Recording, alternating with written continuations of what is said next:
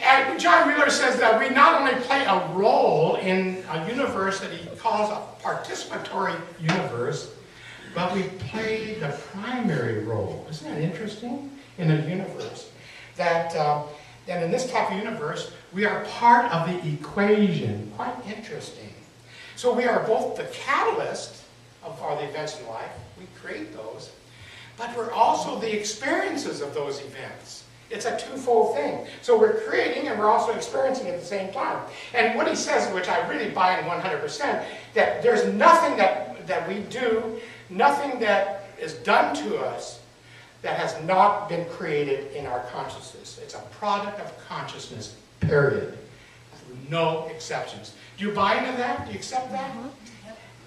So as catalysts of our human experience, we do have an opportunity to have a movement in consciousness to where we can actually develop anything that we so desire. Greg Braden, I love Greg Braden. How many of you have ever read Greg Braden? And he said we need to start living from the answer. What the hell? What the heck is that? For some reason, I got hell on my mind. I don't know what that's all about. What is that about? You're Catholic. Equal coverage, you mentioned having that. It doesn't go away easily. That's true.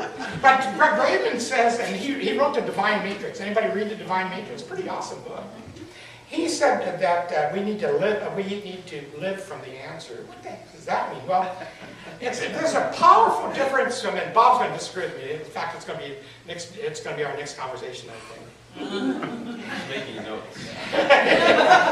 He is writing notes. I'm glad it's Greg Braden and not Angie. There's a powerful difference between working towards a goal, a result, and thinking and feeling from it. Yes. Isn't that interesting? Yes. I've got a lot of people, and I know Bob accepts that too. I'm just teasing him. Many of us, and I do, I'm one of those, I set goals and objectives, and I say, what's the next step? I do that all the time. We all do that.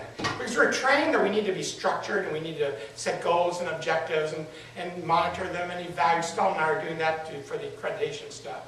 Set goals and objectives, monitoring them, how do you make sure it's being done, etc. And we know, people say, in the next 2 or 3 years, I'm going to lose 100 pounds. Well, and so the 3 years go by, and I think I'm going to try to lose 50 maybe this time, not through it. It didn't work. Or that, and I've heard people say, I'm planning in the next few years to go back to school and get my degree. So we're always working towards something. In our belief system, if we're working towards something, where's our consciousness? In the future. It's in the future. Where does spirit reside? In the presence, right here and right now. And so thinking and feeling from something brings it into the now. And what it tells us is that if we want to experience abundance of whatever, and I'm not talking abundance of negative stuff, because abundance goes both ways, by the way. If we want abundance of good for our lives, then we literally in consciousness need to become abundant. Does that make any sense? And that's the feeling from the solution itself for the end result. And onward and upward. There's an illustration of this, of how that all works. A guy named Neville. Braden in that book, and I kind of into Braden this month.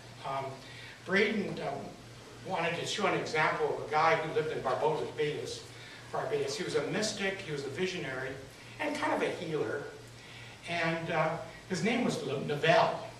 So a 20-year-old guy who had a couple kids and he had a serious heart condition went to Neville for a healing.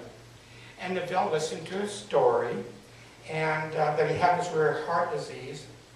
And looking at this guy, he had shrunk to almost a skeleton. He lost a lot of weight.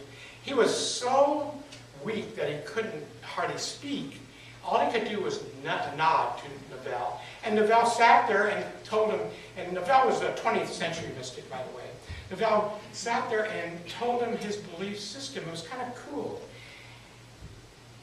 Neville said this, here's my belief, there can be only one solution to any problem.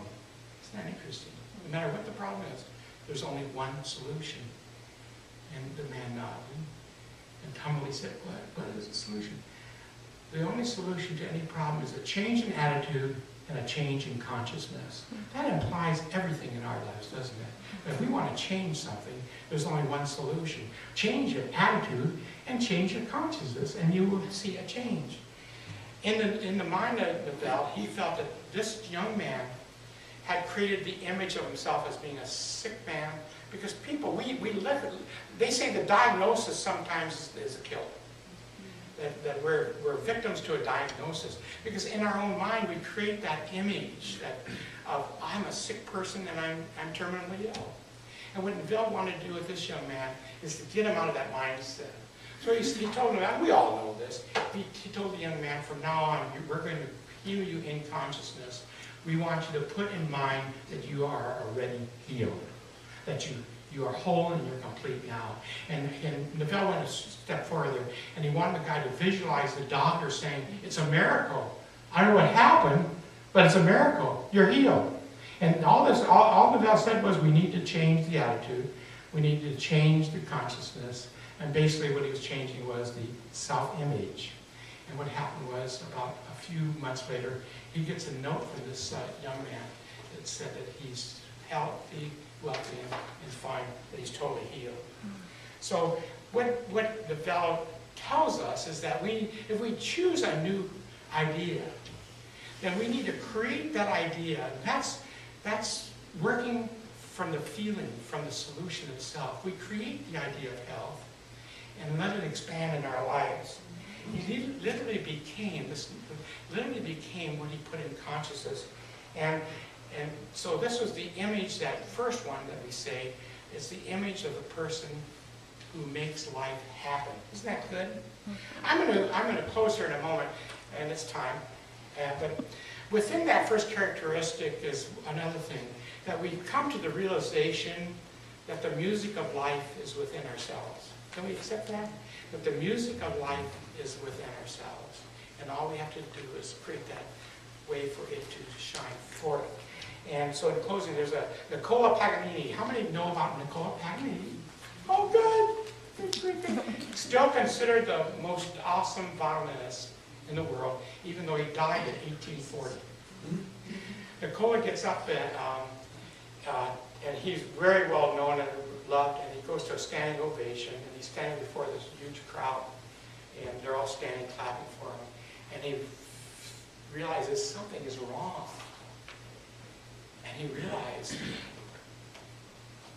this is somebody else's violin. You have to put yourself in the place of a person who's a famous violinist to have somebody else's violin. And he realized, he said, I can't. He was horrified, but he realized that I got to go on and play. So he went on and played, and he told the group afterwards, he met with a bunch of musicians, he said, today I learned something about myself. He said, I played the best music in my whole life today. And he said, I realized, early on, I thought that music was in the violin. Today I realized that the music is within myself. It's in my soul. So as we go forth this month, we need to realize that the music is in our soul. It's within ourselves. And then we create the image that's at that most powerful part, that I am a creator of my own life experience, that I make life work for me. And when we do that, we allow the music of the soul to express itself, its divine life. And say it with me, long term.